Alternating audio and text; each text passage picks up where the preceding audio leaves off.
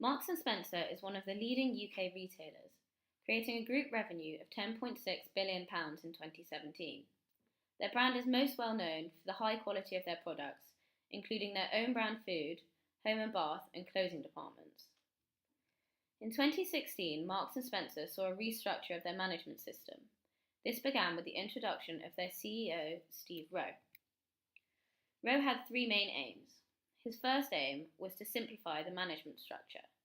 He believed that by having a smaller, more focused team running M&S, they could have more efficient decision making. He did this by reducing the amount of directors and creating more multi-channel directors. His second aim was to become more customer-centred. On Rowe's first day as CEO, he said, "I committed to putting M&S customers at the heart of everything we do. These changes reflect this. A simpler management structure with a smaller, more focused team running M&S will lead to more efficient decision-making and move us closer to our customers." The third aim was to improve the clothing brand. M&S Food is among the second best in the country after Waitrose, and their home and bath is in very close competition with the other brand giant, John Lewis. Therefore, the clothing brand seems to be lagging behind.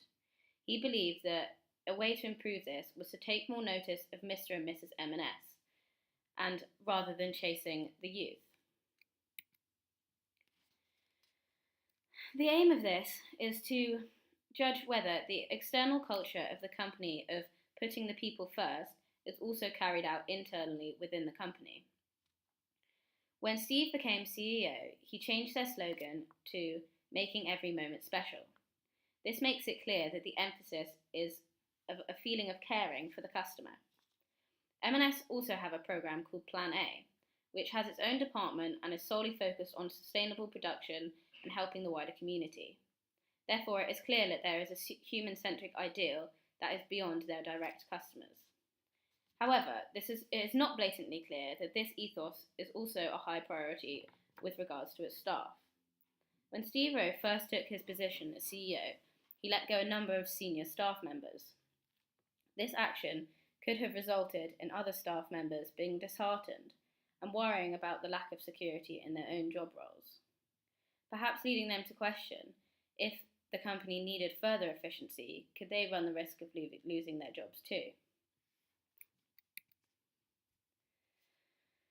In order to gain an insight into the internal culture of employees, it's necessary to get in contact with a range of individuals from different positions in different departments.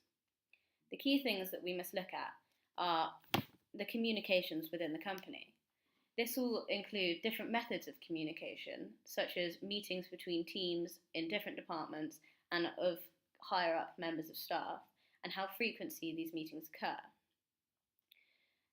It's also necessary to look at the level of responsibility each individual and each department is given to specific projects, and if staff are satisfied with this level of responsibility. In terms of flexibility, it's important to see how the company will be understanding if someone may need to take some time off for personal issues.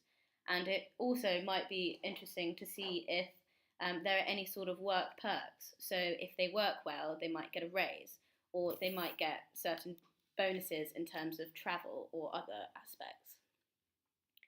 In terms of how relaxed the job is, in terms of friendliness between co-workers, it will be necessary to look at things such as dress code to see how formal the general working environment is. It will also be necessary to look at the levels of communication between teams and higher members of staff. I don't think it would be necessary to look at the financials of the company, as when Steve became CEO, he claimed that by taking this new management regime, that their profits might take a bit of a loss. So it's clear that that is not the main focus of the company. With the preliminary literature review, there are some statistics on how well Plan A has been doing and what exactly it has been doing. It claims to have generated $32 million for mental health, heart, and cancer charities and reduced food waste in operations. This is important as a large sector of their company is to do with food, and they're trying to help the wider community by reducing the amount of waste. There are also statistics and details on the management restructuring, as it says that the 20 directors was cut in half when Steve became the CEO, and that the job cuts have become a big part of this management restructure. In regards to primary research, in terms of the company structure and levels of communication, it will be sufficient to email one member of staff, as this is mainly facts and figures rather than feelings or qualitative data that needs to be gathered. With the qualitative data, however, about the culture and general staff satisfaction, this will have to be done through a survey. This survey could use a Likert scale, which will range between 1 to 5 or 1 to 10 on employee satisfaction in their job roles. Some potential problems that might occur when gaining data is the busyness of employees.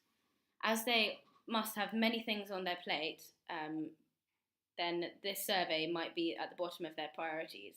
Therefore, I will have to follow them up quite frequently to see if I can gain as many responses as possible. Some may also be unwilling to answer their questions honestly, as they wouldn't want to say anything bad about their brand in case it could come back and bite them.